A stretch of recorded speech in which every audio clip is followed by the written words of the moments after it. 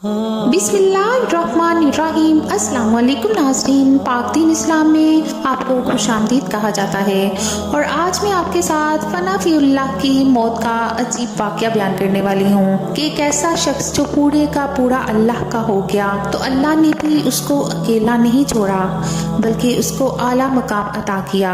ये वाक़या ईमान फरोज होने के साथ साथ सबक आमूज़ भी है, लिहाजा वीडियो को स्किप किए बगैर मुकम्मल देखिएगा ताकि इस वाक़या का मकसद आप लोगों तक आसानी से पहुंच सके।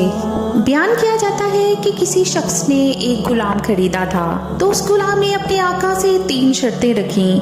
पहली शर्त ये रखी कि जब नमाज का वक्त आए तो आप मुझे ना रोकिएगा। दूसरी ये रखी कि आप मुझसे सिर्फ दिन में खिदमत ले सकेंगे मगर रात को मुझ पर ये पाबंदी ना होगी। फिर तीसरी शर्त ये रखी कि मेरे रहने के लिए कोई ऐसा कमरा अनायत फरमाएंगे जो मेरा पसंदीदा हो और दूसरे शख्स को उसमें आने की इजाज़त ना होगी। चुनाचा आका ने गुलाम की तीनों शर्तें मंजूर कर ली और गुलाम को हुक्म दिया कि जाओ जाकर महल में अपनी पसंद का कमरा देख लो जिसमें हर कमरा एक से एक बेहतर साजो सामान के साथ आरास्ता था। बस गुलाम ने तमाम कमरों को देखभाल कर अपने लिए एक वीरान कमरे का इंतखाब किया।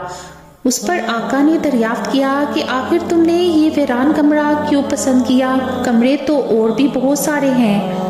अपने आका की ये बात सुनकर गुलाम ने जवाब दिया कि मेरे आका, शायद आपको मालूम नहीं कि वीरान जगह अल्लाह ताला के जिक्र से आबाद हो जाती है। उसके बाद उस गुलाम ने इसी वीरान कमरे में रात को रहना शुरू कर दिया और ये बात पहले ही तय की थी कि रात को गुलाम आज़ाद रहेगा। जब गुलाम को अपने पसंदीदा आज़ाद कमरे में रहते हुए कुछ अरसा गुजर गया तो उसके आका ने एक दिन रात को बज़्म अहबाब मुनक्कद की और निस्फ शब के बाद जब दोस्त अहबाब रुखसत हो गए तो मालिक मकान चहलकदमी करता हुआ गुलाम के कमरे की जानिब जा निकला। क्या देखता है कि एक नूरानी कंदील ने ऊपर से आकर कमरे की खाली छत को घेर रखा है और गुलाम सजदे में पड़ा हुआ अपने रब से दुआ और मनाजात में मसरूफ है कि ऐ मेरे परवरदिगार, दिन को तूने मेरे आका की खिदमत मेरे ज़िम्मे वाजिब कर दी।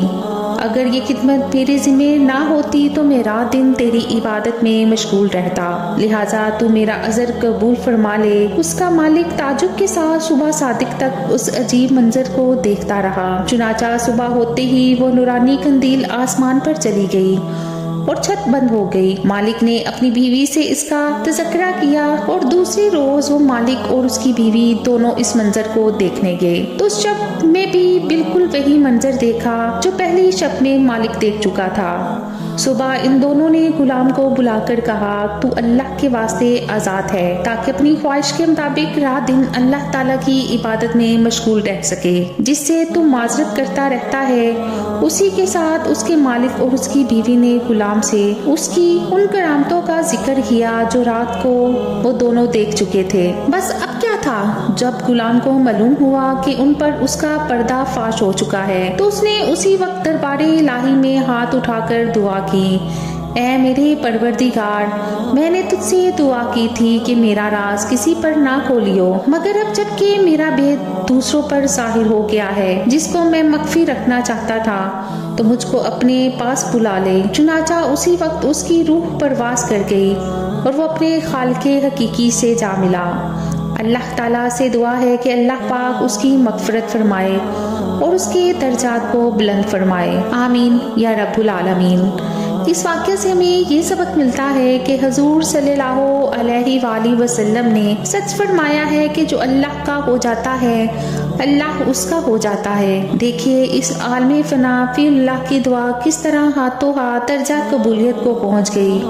अल्लाह ताला हमें भी इस वाक़या से सबक हासिल करने की तौफ़ीक़ अता फरमाए, आमीन या रब्बुल आलमीन।